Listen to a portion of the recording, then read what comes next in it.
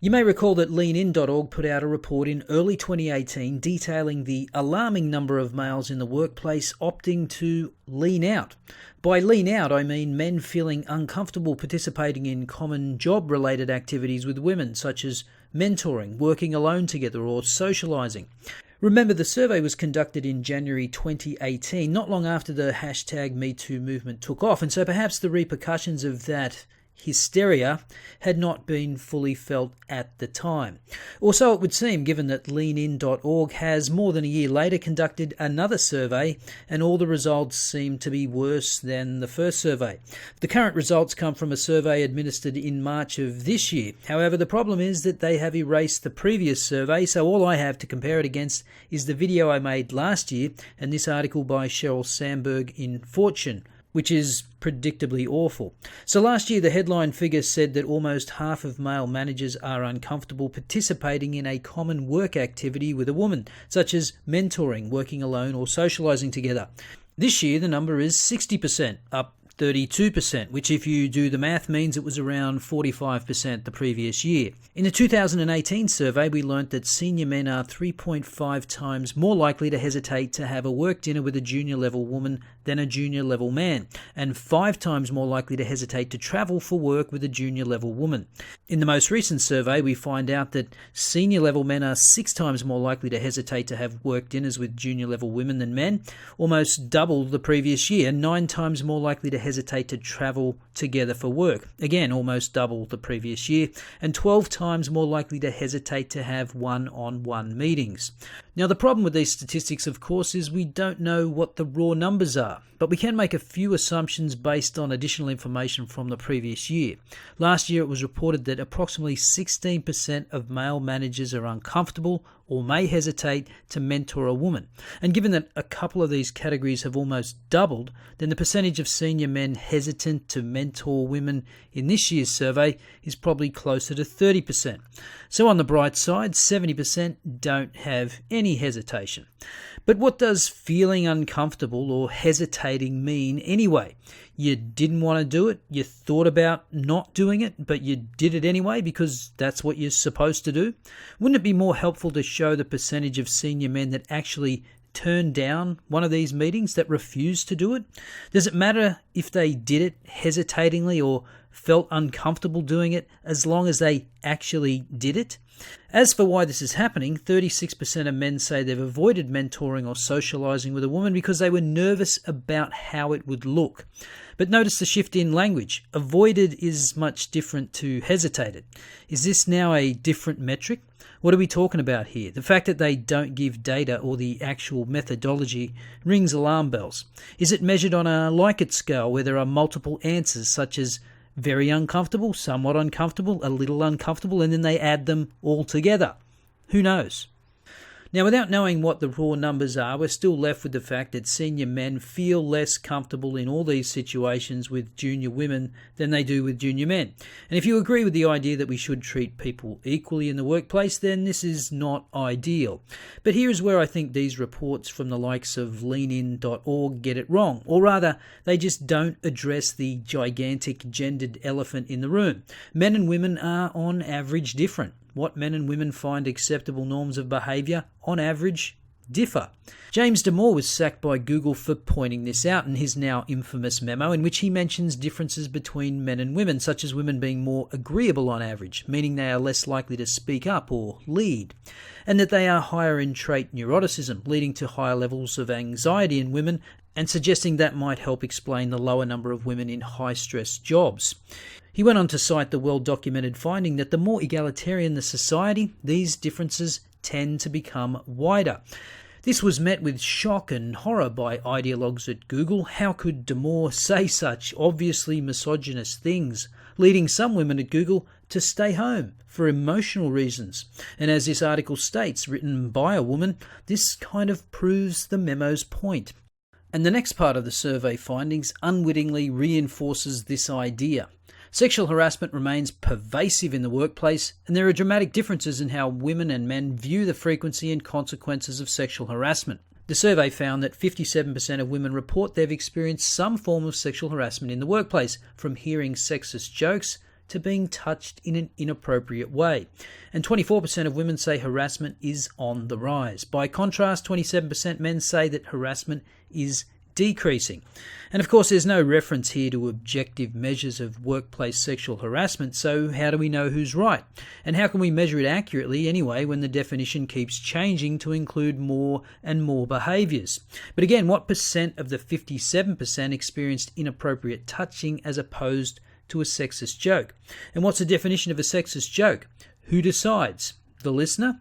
I've cited here before the stark differences in the way men and women react to online abuse. So given what we know about women being more likely to get upset at potentially offensive things, wouldn't we expect more women to report behaviours that are then defined as sexual harassment?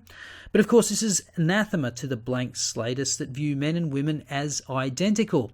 If only we could get rid of sexism, men and women would be evenly distributed across all occupational categories and at all levels. Thus, we must remake our offices over to be more inclusive of women to achieve this socially engineered utopia.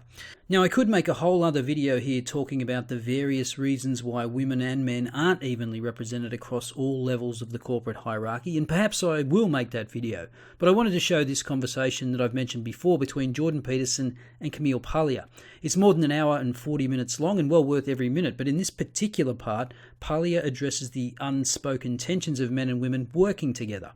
All of these problems of today are the direct consequence of women's emancipation and freedom from housework thanks to capitalism, which made it possible for women to have jobs outside the home for the very first time in the 19th century, no longer to be dependent on husband or father or brother, right? And so this great thing that's happened to us, that allowing us to be totally self-supporting, independent agents, has produced all this animosity between men and women, because the women feel unhappy. Women today, wherever I go, whether it's Italy or Brazil or England or America, or Toronto, the upper middle class professional women are unhappy, miserable. And they don't know why they're unhappy. They want to blame it on men. The men must change. Men must become more like women. No, that is the wrong way to go, It's when men are men, and understand themselves as men, are secure as men, then you're going to be happier. Yeah, but there's nothing more dangerous than a weak man. Yeah, absolutely, and especially all these quislings, spouting feminist rhetoric. When I hear that, it makes me sick. But here's the point. Men and women have never worked side by side ever. Maybe on the farms, when you were maybe one person's in the potato field, the other one's over here in the doing tomatoes or whatever.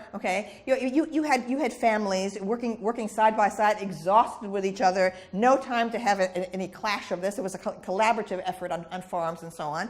Never in all of human history have men and women been working side by side. And women are now the pressure about Silicon Valley. They're also sexist. They don't allow women in and so on. The men are being men in Silicon Valley, all right, and so on. And the especially women, the engineers. And the women are demanding that, this is terrible, you're being sexist. Maybe the sexes, have their own particular form of rhetoric, their own particular form of identity, Maybe, we need to re-examine, this business about, maybe we have to perhaps accept some degree of tension and conflict between the sexes, in a work environment. I don't mean harassment. I'm talking about women feeling disrespected, how somehow their opinions when they express them, are not taken seriously, or even Hillary Clinton is complaining. When a woman writes something online, she's attacked immediately, and so on. Well, everyone's attacked online. What are you talking about? The world is tough. The world is competitive. Identity is honed, by conflict. The idea that there should be no conflict, that we have to be in this bath, of approbation, yes,